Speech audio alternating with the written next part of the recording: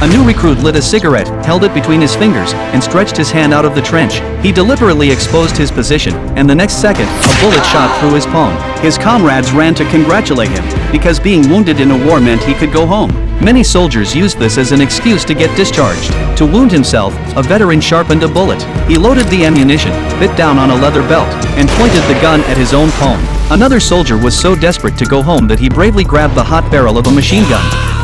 They thought this was their ticket home, but when the medics examined them, they discovered the soldiers' plot and sent them to a military court. They were ultimately branded as deserters and chased out of the trench, left to the mercy of the enemy. The first soldier raised a white flag, begging the Germans not to shoot. A fellow soldier couldn't stand it and raised his gun, killing them with a single shot. The second soldier threw a grenade at an enemy plane. Although he managed to blow up the tail, he was immediately shot and killed by the enemy.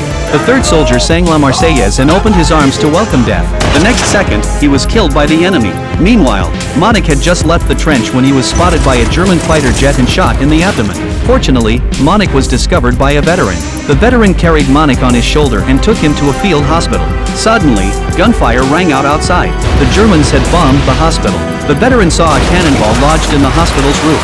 A nurse accidentally touched a switch on a hydrogen airship, and it slowly drifted toward the cannonball.